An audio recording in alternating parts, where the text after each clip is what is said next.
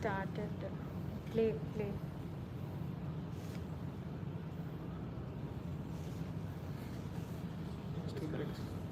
Taking time. It's coming. For me, it's not playing. Internet doing communication. You can pause this thing audio. Working properly, yeah.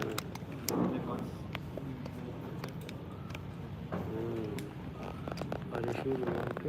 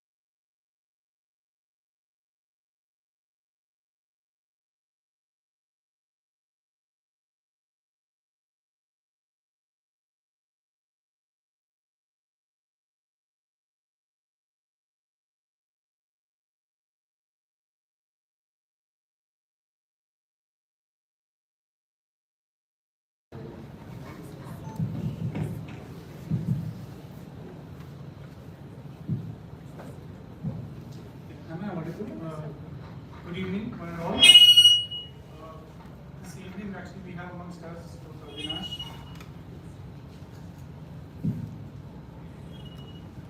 Good evening.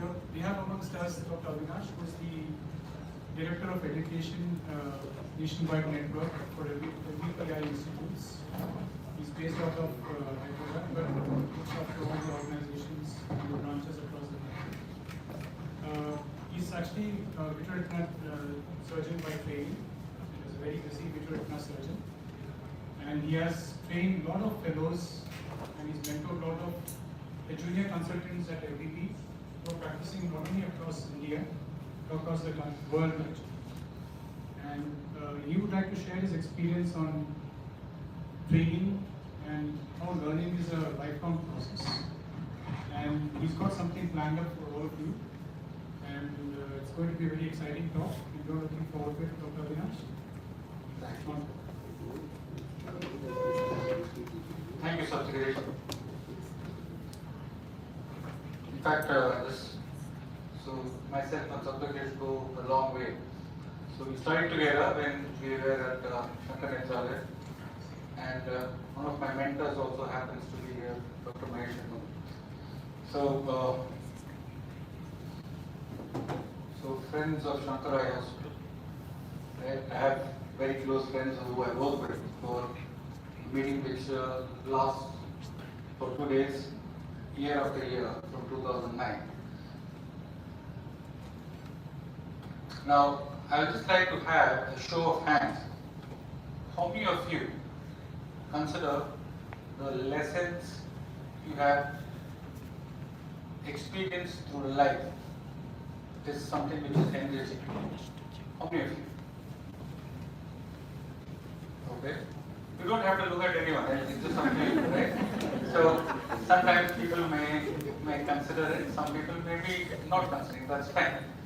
So a majority of them do think that there are some teaching experiences one would get through life which cannot be equated or would not be parallel to what one would get to read in a book or be with a mentor or hear a podcast or look at a video. So that's the premise of my talk, which is going to be that learning is a lifelong process.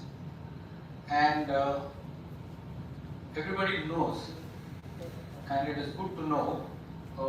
In fact, I would hear quote Albert Einstein, who said that every fool can know, but very few can understand.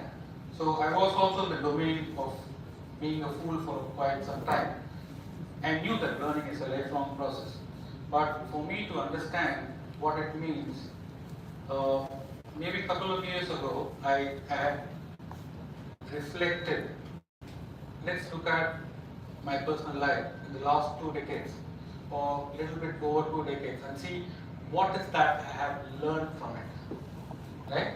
So there were 3 important points which I could understand. That once when I entered medical profession, it was there but it didn't strike in me.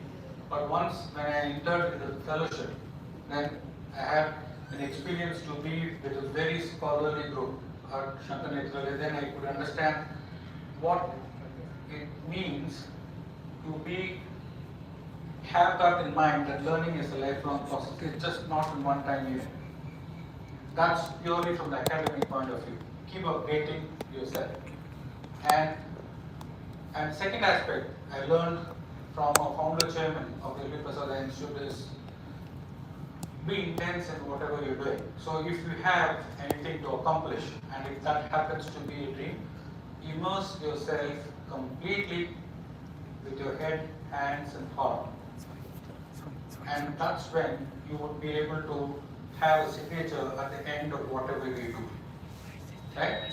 The first is life is a life learning process, and it's a continuous learning process. And second is that if you have to do something, immerse yourself completely so that the journey of excellence starts from there. And the third point is when I transitioned into an administrative stream in my profession. And what was more glaring at that point was when we are at administration, one point which also dawned into me was make people far better than what they were when they first came to you.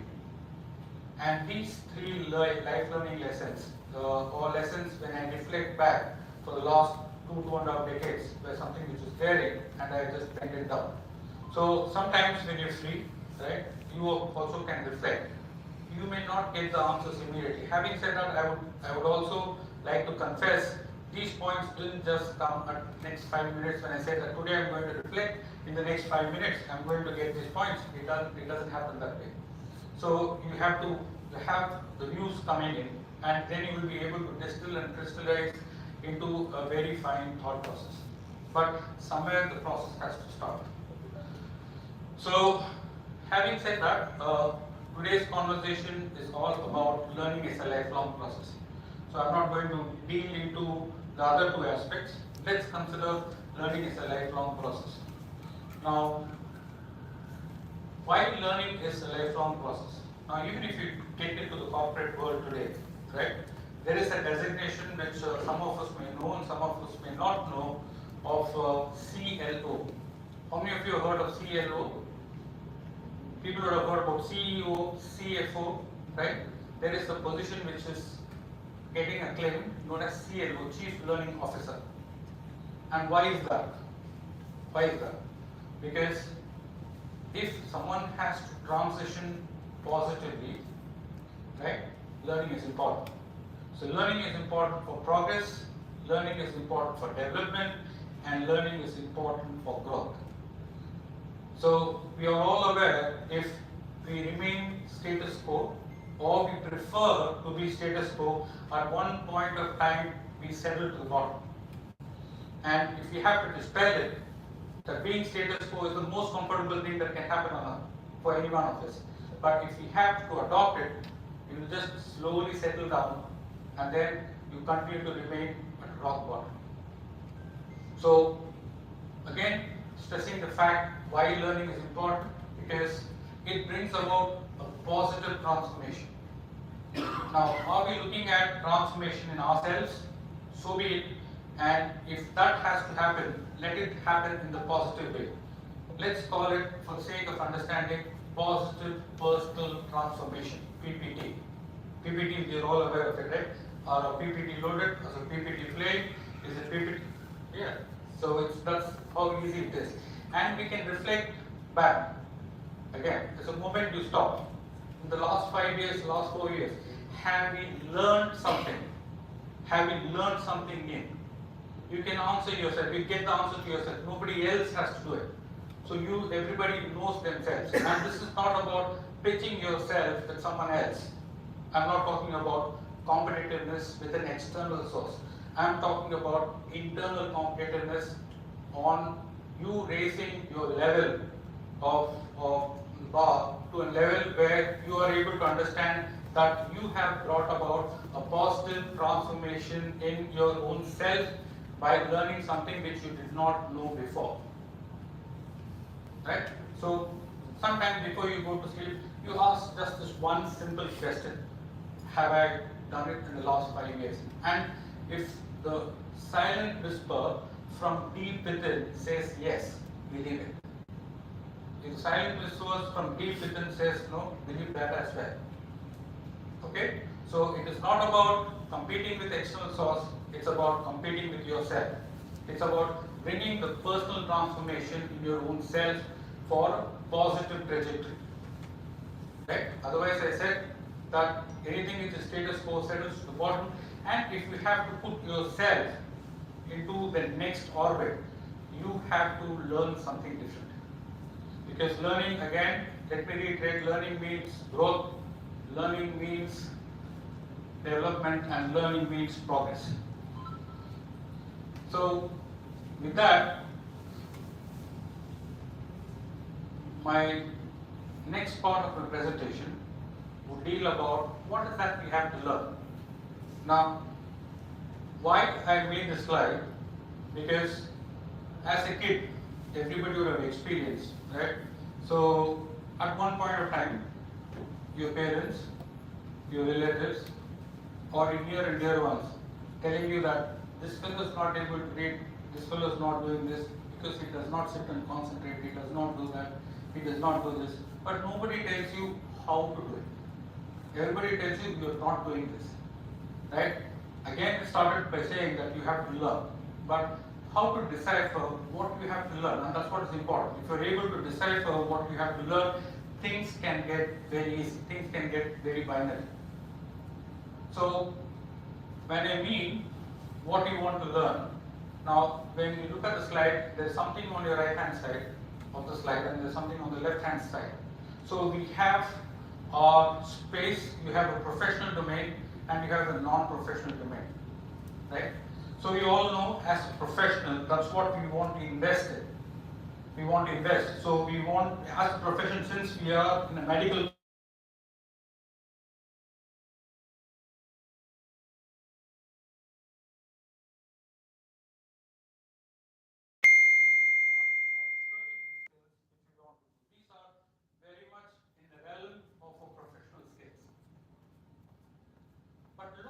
foundational skills or fundamental skills, however you want to remember, which is on the right hand side of the screen.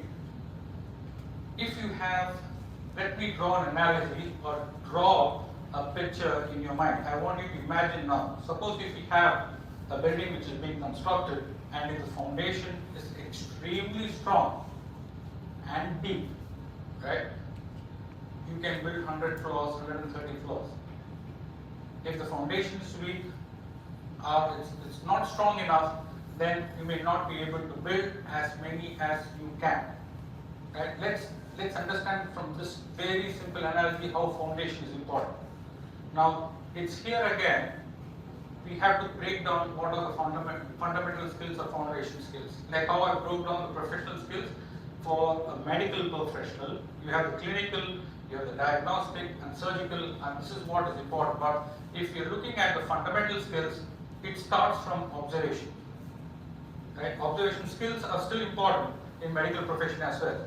In fact, if you look at what is there in the right and what is there in the left, on the left, if you prefix every aspect of this fundamental skills into your professional skills, if you prefix observational skills into clinical, diagnostic and surgical skills, you have to imagine now these are like the booster propellant in your rockets, which will take you to a level of different orbit. Right? Now, let's discuss about a few things about the fundamental skills. First is observational skills. Observational skill is the first elementary skill or the first building block, which is very, very important. First building block.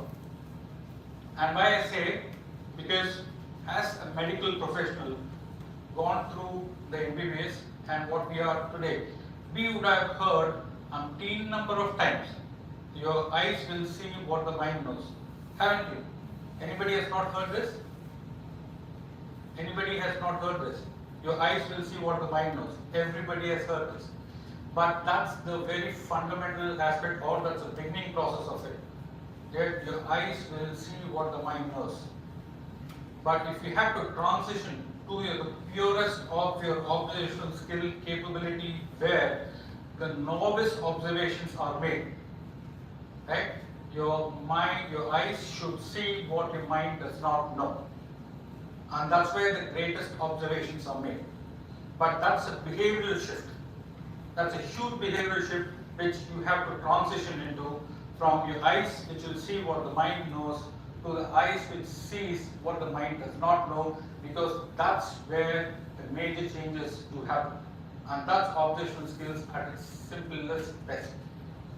The next, having had that observation, right? The second aspect of it is curiosity. Curiosity is extremely important. All of us were curious when we were kids, right? And we'd have heard, just like what I just said before, when our parents telling us that we have to concentrate on how to do it, what to do it, they would not tell us clearly. So also curiosity is something which is very much dependent on the environment. I'm touching upon a very important aspect, the environment. The environment which is non-prejudiced. And why it is important? Because you can get answers to any of the questions, but what is most important is raising the question. The person who can raise the question is what is going to make the big difference. Right? So curiosity is a childhood friend, never allowed to simmer it down, irrespective of what people say. And so also it's not just allowing to simmer it down, also it's your own responsibility that when you build that environment so that you are part of the ecosystem, non-prejudiced ecosystem, to entertain curiosity in other people as well. And believe me, it's just about asking questions. Nothing beyond that. It's not about answers. It's just about asking questions. It's about what, when, and why to everything what you have observed. For simplest thing you can start with. Okay? And there is an aristocratic way of, Aristotle also has mentioned like how you can think in a different way. Ask 3 to every question which is there. Why? And why? And why? So the other day there was a discussion why milk is white. So the counter question is, why did you think to ask this question? What was in your mind? You just get to understand the person better. There must be something which is triggering before the individual asks the question. And understanding that part of it is so beautiful. It can just be a nanosecond, but understanding that part of it is something to go well. Right? So, asking what, when and why is something as simple as best to start your curiosity, make your observations and then start asking questions. This is not about answers just to what you were good when you were a child. Right? So, spoken about the first two fundamental skills, which is about observational, where I told you about the behavioral shift which is required, and then about curiosity, how create an conducive, not prejudiced environment, and just ask the right questions with what, when, and how, and no answers to it. With that, the next foundation skills is critical thinking skills, and why it is important. Now, most of the education, what we have currently, is lacking certain aspects. One important aspect is it does not have an important component which promotes thinking. It favors recall memory to a predominant extent, but the moment it makes you think, then it's a different ballgame altogether. So critical thinking is another fundamental skill which you have to develop, and it's where you will be able to get answers to the questions which you have been raised. I am going in a very methodical order. Observations, then you make the questions, and after you make the questions, think and try to get answers to the questions. Even if you don't get answers, that's fine. Once you have the questions deep in you, that will stay in you, and you will get answers to it at one point of the time or the other. Right? And you will also be able to understand sometimes when we go into meetings, you will have a lot of data which comes out. Think about a numerical data, right? Numerical data doesn't mean anything, but a person who has the capability to have the greatest thinking capability would be able to make a story out of the data which is being presented to you. It's not the numbers, but making a story out of the data which is being presented to you is absolutely fantastic, and that can only happen to a person who has critical thinking capability. Right? I spoke about observation, I spoke about curiosity, I spoke about critical thinking. Three fundamental skills I have covered, and the next one is about communication skills. Again, why communication skills are important. Now, I would like you to take this point. When someone talks about communication skills, it is not about vocabulary. It's simply just not about vocabulary. Just imagine that if Shakespeare has to deliver a lecture, right? He's a fantastic guy, he's a great guy. How many of you would be able to understand what he would speak? How many of you? Right? So similarly, if you have a great communication skill, what does it signify, the great communication skills? The thought process, what you have in the mind, should be conveyed to the others. If I speak, the person who's listening to me should be able to understand it. And that's extremely important. The moment you're able to cut across someone else's mind through your communication, that means you have developed that skill. And that's very important. Like, if you have a question which is being raised and you start answering, and sometimes you say, come again, what did you say? That means you are not able to communicate. That's fine, you made a mistake, that's fine. But you have, I'm taking you to a scenario where you wanted to communicate, but you did not make the person listening to you understand what was your answer. Right? And when you make that effort, and it is all, it's development. It does not happen in one day, it doesn't happen overnight, it's an evolutionary process. And when you have that in mind, that when I have to speak to someone, let me use words and phrases in such a way that I would be able to cut across in a way that I can speak my mind to their mind, and that's how the other person understands. And that's again communication skills at its simplest best.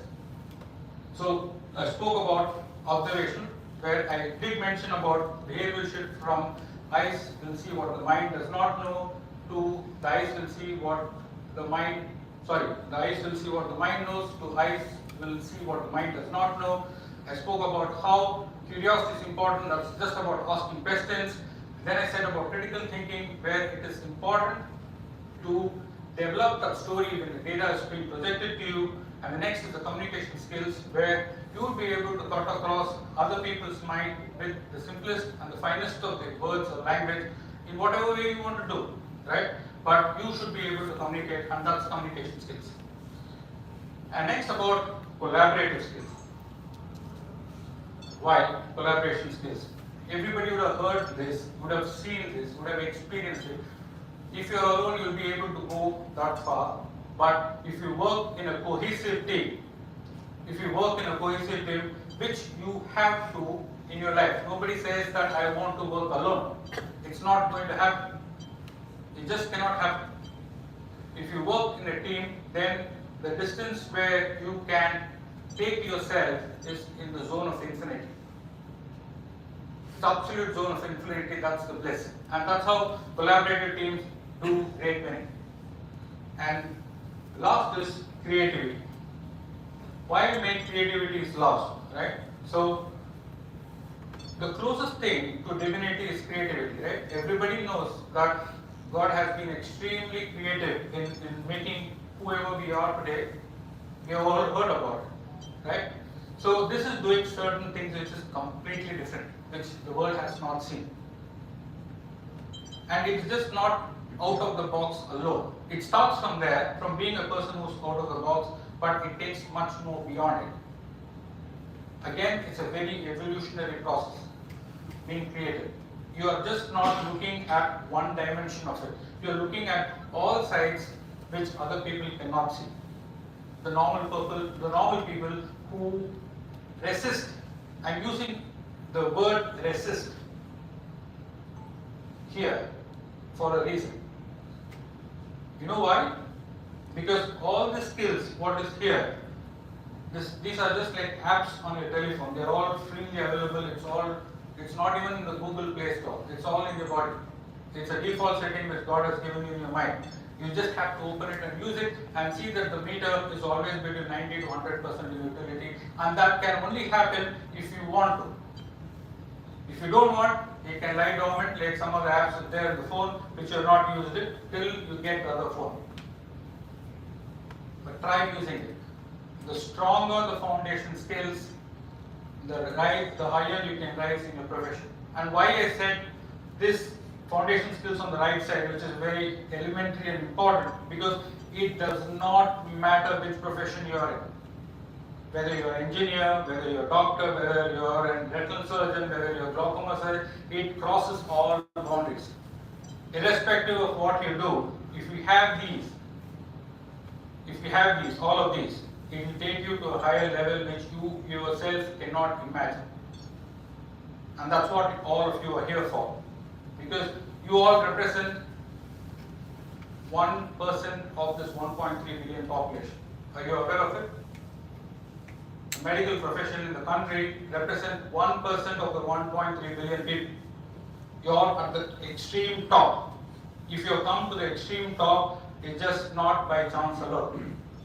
And if you come already there, the 1%, the onus is on you to unleash all these free God-given apps and try to scale up for a bigger cause. Okay? So that makes it little bit simpler what we have to learn. Right? So I started my talk by saying that life is something which teaches us a lot of lessons. I told you the 3 important life lessons, what I heard, what I learned, that life is a learning process. Whatever you do, immerse yourself completely. And third is, make people far better than what you are. And then I also said why learning is important, because it puts you into the next orbit, because learning is important for growth, development and progress. Then we try to decipher what we have to learn.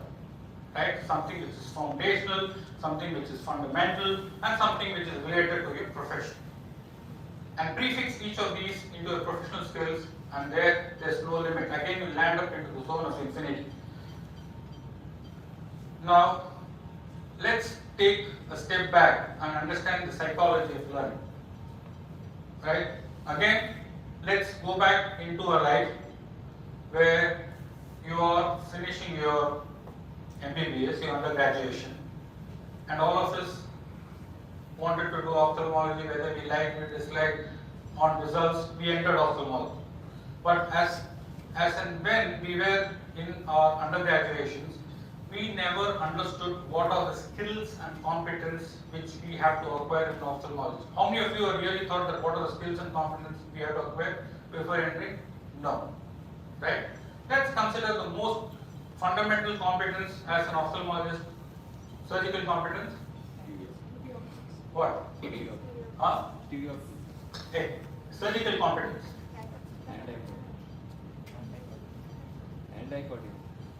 Surgical competence. The fundamental surgical competence in ophthalmology. It's cataract.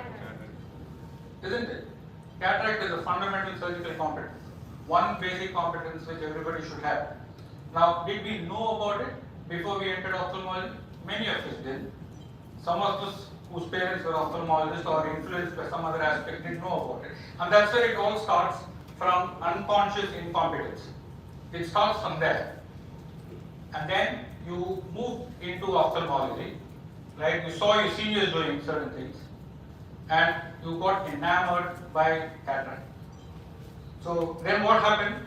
Then you went into conscious incompetence. You are conscious about learning cataract surgery, but you didn't have it. You are still incompetent in it, right?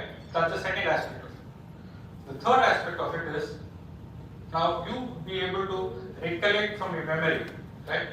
You will be able to do the cataract surgery. Somebody coming close to you and says, no, don't disturb me, I am doing my exercise. You are very conscious of what you're doing. Don't disturb me, right? No. All of you have experienced it, right? That's conscious competence. You're getting it.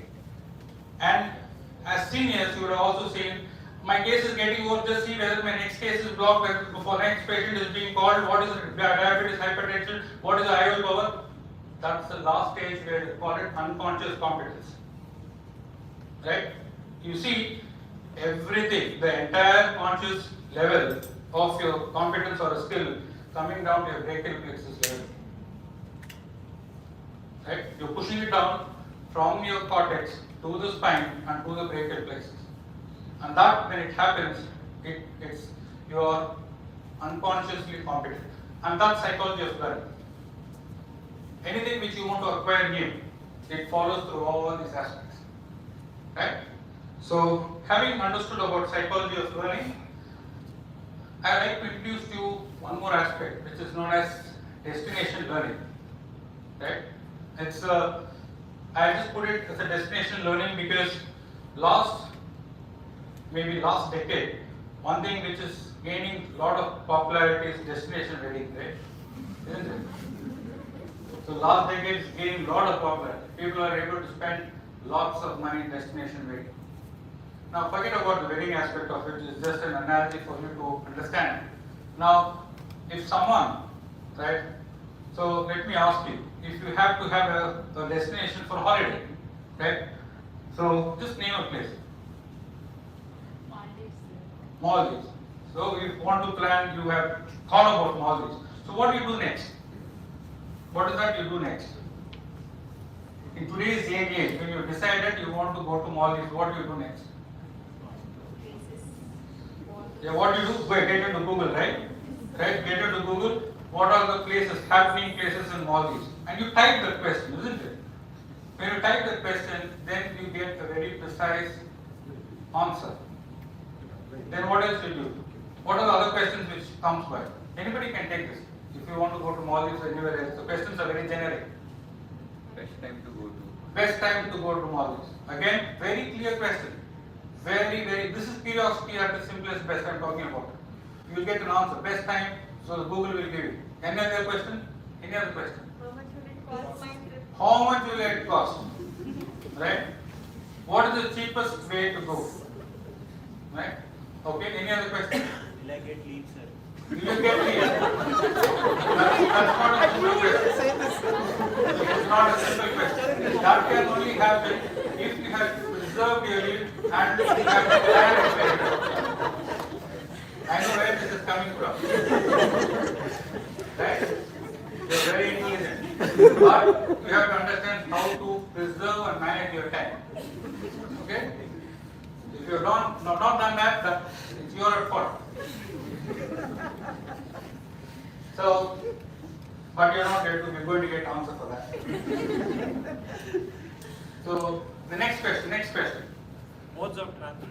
Modes of transport. Modes of transport, is it a very clear question? Make it very clear, because the more clearer you are, the more precise the question. Right? So, and then which is the cheapest food available, which is the best place to hang out, nightlife, and how to return, all this. Now you type it and you get the precise answer, and what happens is everything is in your mind, so that right from the time you board your cab till you return to your home, you have seen it because you asked the right question. You know when your flight is going to start, when it is going to land, the cab which you are going to take, right? The hotel you are going to go, the restaurant you are going to visit that evening, the food what you want to eat there, and people you are going to hang around with, everything is planned. You go into the YouTube video and somebody would go with the camera and show you everything of the Maldives which you like, and that mental impression is also there. Right? Why not use the same thing for ophthalmology? Right? So let's draw this analogy and let's look at a destination known as keratoconus. Right? You like it? Huh? You like keratoconus? So it's not a specialty. Then let's take keratoconus. So what are the questions you would like to know about keratoconus? Keratoconus is the final destination. Right? What are the questions you would like to know? What are the questions you would like to ask? One question. What is keratoconus? Good to start, right? Second. What is the meaning of the word? What is the meaning of the word? Fantastic. Then, come on, ask questions, man. There's no answer to this, just asking questions. What are the etiology of keratoconus? Frame a question. That's what I'm saying. Etiology. Never stop that. Always when you're communicating your curiosity, you should know the words which start and end. The question has to be complete. Right? Frame a complete question. Next. One at a time. How it happens. How does it happen? If I'm going to type how does it happen, what am I going to get?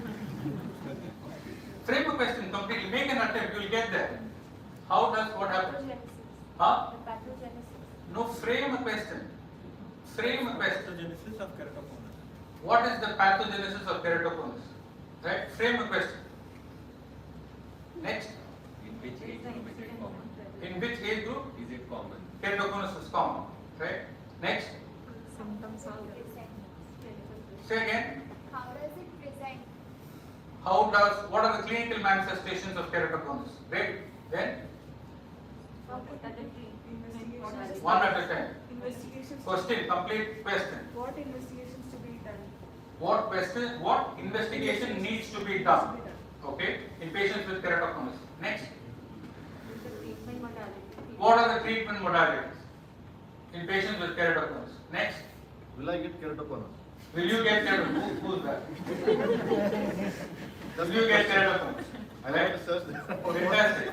Again, I'm not trying to say that you are funny or whatever it is, but this is the perfect environment of having a non-prejudiced environment and accepting every question which comes. And you don't know what is going to happen. Nobody thought about it. I never thought about it. It came to you, and that's how we have to honor all the questions.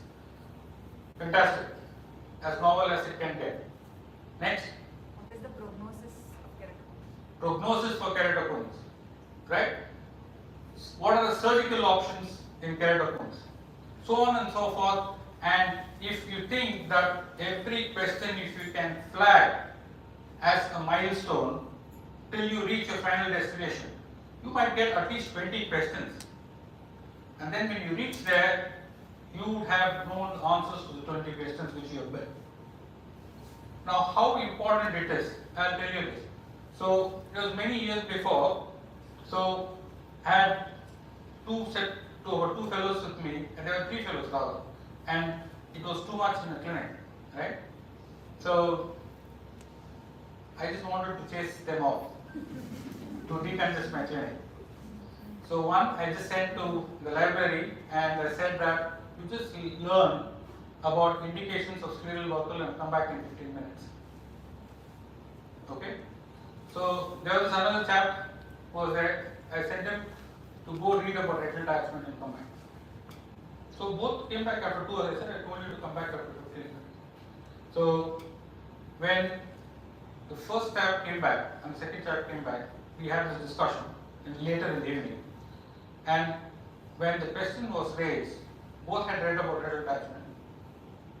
But one went with a very clear motive that he wants to read about the indications of scleral buckle, apart from reading entire aspect of retinal attachment. He was very clear in answering the indications of retinal attachment because that question was in his mind. You know the difference between reading a newspaper or a novel from a knowledge related book is you ask the question before reading the 4 or 5 pages or 20 pages relevant to it. Then you will get that. It is just not reading a fiction novel, and that's the reason why I have a very contradictory thought process. If someone says you read a book 150 times, 200 times, it's then only you pass your DMB or MS or DO. It doesn't happen that way. Why do we have to read 150 times or 200 times? It's aimless reading. Right? If you understand what is that you want to learn, when you first flip the pages of the chapter, then you will get there apart from doing a general reading. So be precise, ask the question. When I am reading this chapter on keratoconus, I want to know what are the indications of cross-linking and when do I have to fit Boston scleral contact lens in a patient with keratoconus. I go with that mindset. When I read with the management, I get answers to it. And that's efficient reading or smart way of reading. It's not about hard work, it's about coupling the hard work with something smartness, just because you know exactly what you want, and that can only happen if you have a clear question in your mind. That's why make curiosity your common friend. Right? So if you have each of these questions as a flag up to the final destination, you would get there. And there's something else more beautiful that can happen.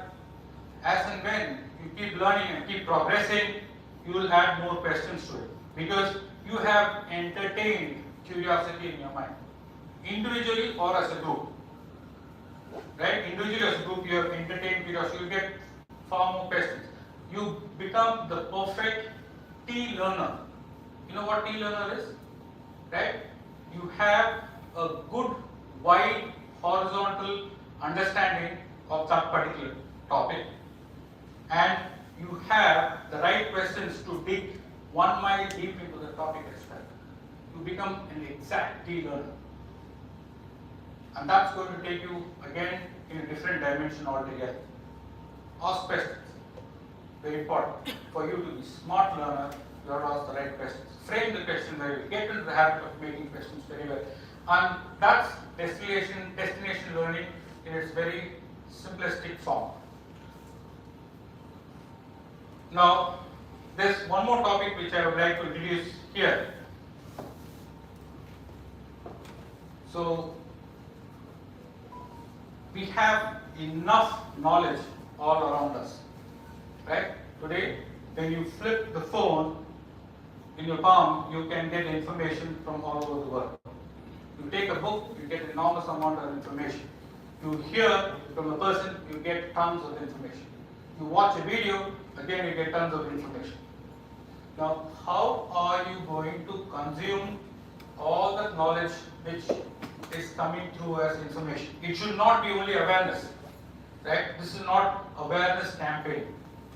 That's why I still like to repeat the intense saying of Albert Einstein, every fool can know, but very few can understand it.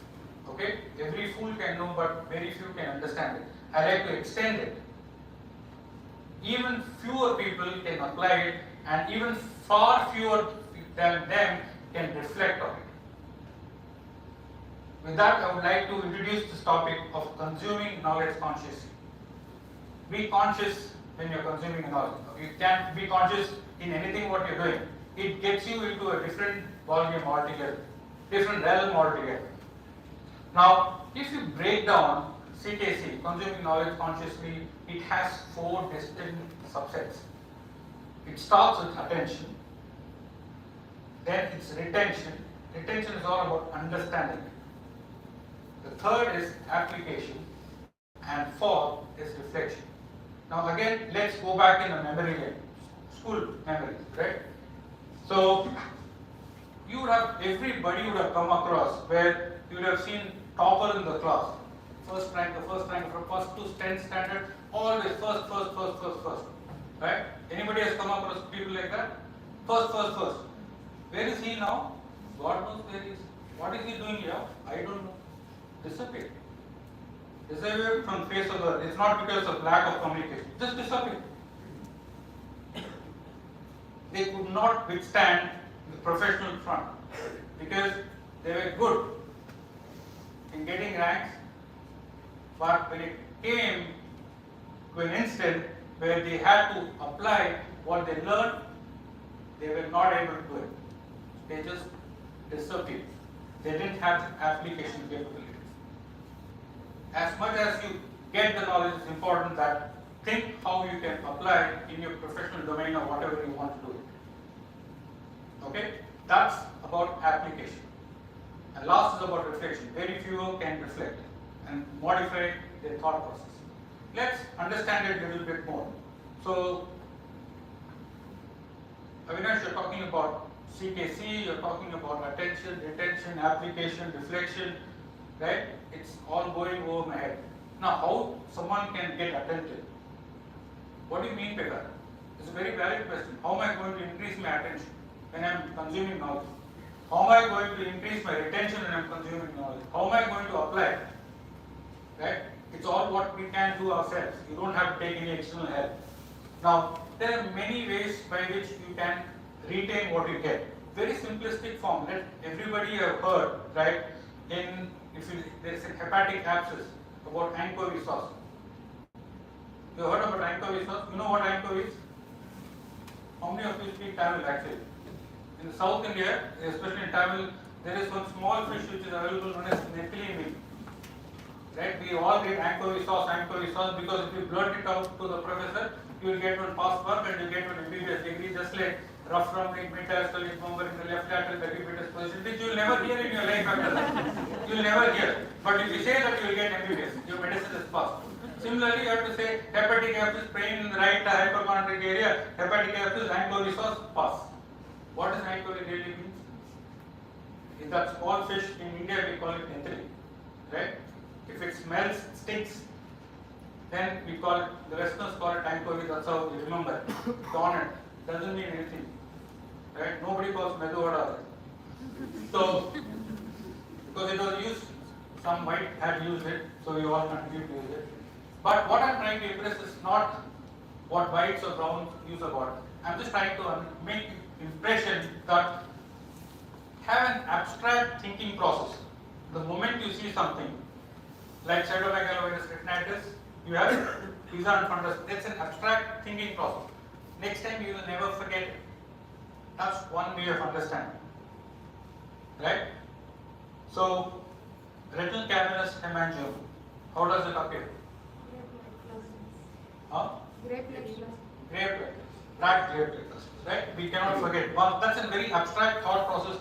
You get into yourself to equate to a structure what you say. You will not forget. That's one way of understanding and retaining. Now there are many ways you can do it. Again, for attention and for retention, the simplistic for both, get both attention and retention together. Because you're asking a question and then trying to read it, you're being attentive yourself and you're also trying to find answers to the questions which you raise, which helps you to retain. It takes both together at one single step. You can educate yourself, get into Google, understand how we can increase retention as and when we are learning. It will give you tons of messages. Believe me, it does happen. There are a lot of people who are invested in it. We are just scratching the surface. I'm just telling you one simple way which I've already told you about destination learning, which can help attention and retention together. The next is about application. I told you how people can just disappear from the world if they're not able to apply. It's very much important in our profession as well. If you're not able to apply, then it becomes very tough. So, again, I want your mind to construct a beautiful bridge. Your mind constructing a beautiful bridge as and when I'm talking, which will link the knowledge what you have gained, and this bridge continues to grow till you apply to your patients. Right? Now let's look at Port's disease, the demographic profile. So most commonly seen in boys. Yes, the bridge would have, right, one of the support in the bridge structures would have more common in boys. Young boy, unilateral, 90%. Right? How I see this when I'm getting this information, as and when I'm reading, I'm equating it to a patient who does not exist, but when he comes in front of me, all this information comes to me immediately. And then the bridge gets bigger and bigger and longer. You're able to understand this? So how you can apply? So also your surgical skills, right? In medical profession, 55% to 60% of the learning happens from peers. Peers means people who sit sitting left and right to you, up in front and behind. 55%. You just pick up the phone. मुझे nucleus deliver करने में problem हो रहा है. कुछ घबराने की बात नहीं, ऐसा करो आ जाएगा. Right? How does it happen? That's the truth. That's peer learning at its simplest best. And when, as and when that person is telling you, your mind is creating that image, doesn't it? Right? Which gives you a peace of mind for you to do the same thing what he has said, and then magic unfolds. And that's what happens. You have to create the most beautiful bridge with the knowledge what you get, as and when you're consuming knowledge towards your final process. That's application. And what is about reflection? Avinash, what is that you talk about reflection? Reflection is after you have built the bridge, you have to walk back. You walk back and see that there is something which you can do in that bridge to make it better, more beautiful, more stronger than what it was. You take a walk, right? So you revisit. Again, the simple analogy I can give to you is you record your surgeries, and when you watch your surgeries all over again, right, then you understand where I can make those finer changes for me to get better than what I was before. That's when reflection happens. You walk back on this beautiful bridge. And when you do that, then the conscious knowledge what you have consumed comes to totality. Right? So CKC is something which we do every day. It's just deciphering it and breaking down and making you understand how we can do it. Imagine yourself, right, when we are at 18 months old, 2 years old, parents coming and telling, okay, talk. What will you talk? Talk. It's just me telling you, ask questions. Say questions, say something. You'll say one word, right? And then you'll pause. And then you'll say, where will I get my news from? You come with me, I'll give you a lot of this. Right? So, talk, what will you talk? Then the mother says, say ma. Right? So the child looks at the mother. And that's where the child starts learning. It's just not about asking someone to do. It's also about telling them how to do. That makes a big difference in your English. It's like, don't get depressed, don't get sad. Hey, tell me man, how not to get sad. Tell me how I have to get motivated. Tell me how I have to get inspired. That's what is important. Right? Everybody will tell you. Like, you have heard a lot of where if you go there, the tea fellow also will say something should have played a little bit better than that. So there are people, everybody will do what they have to do. But telling them how they have to do it is something even more important. And with that, before I end, right, I would like to tell you that I started by saying how life can teach us a lot of lessons. And I told you about 3 important aspects or life lessons. Learning is a lifelong process. When you do something, immerse yourself completely with your head, hands, and heart, which I learned from my former chairman. Third, make people far better than what they are. That I learned when I entered into administrative domain. I also said that why do we have to learn? Because it brings about a positive personal transformation in us. Because learning is development, learning is growth, learning is progress. Next, I went on to talk about what do we learn. I spoke about foundational skills, observational skills to start with, how there has to be a behavioral change from the eyes will see what the mind knows, the eyes will see to what the mind does not know. A shift which is required. Curiosity, asking the questions without being prejudiced by the environment. Critical thinking to create that beautiful story. Communication skills so that you will be able to cut across people's mind whatever thoughts you have. Collaborative skills, which is important so that you can work in a team and get into the zone of infinity. Creative, because it is at its definitive best. And the professional skills about, especially in medicine, you have about the clinical, diagnostic, and surgical skills.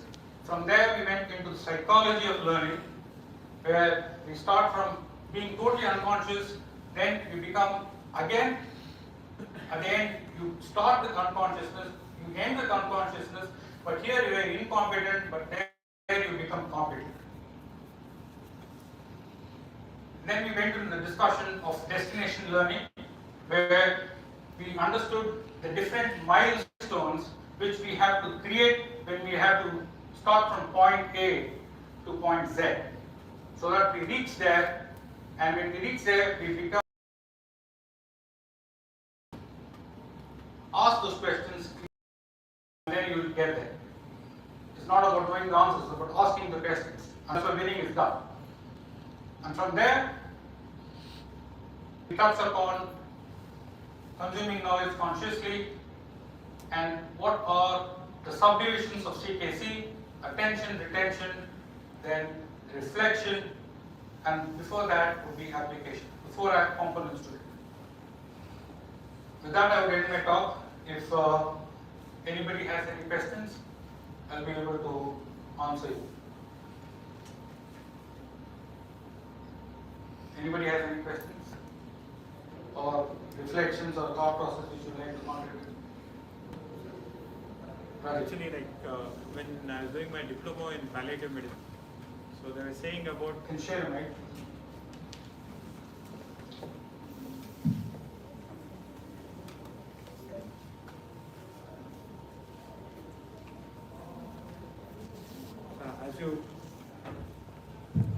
As you rightly pointed out, that whenever we present, we say as case presentation.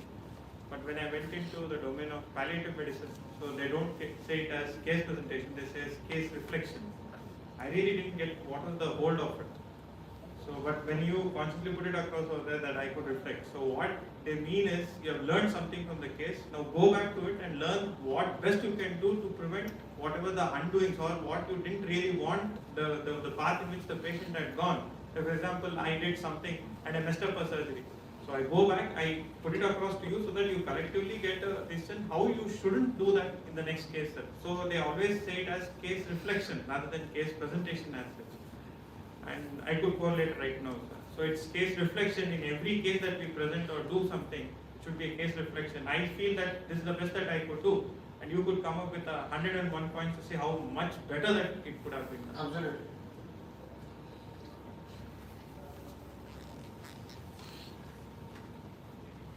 Anybody else has any point?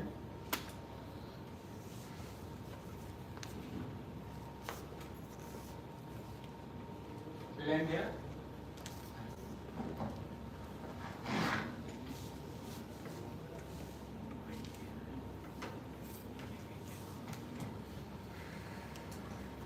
Thank you, Avinash. It's been a wonderful talk.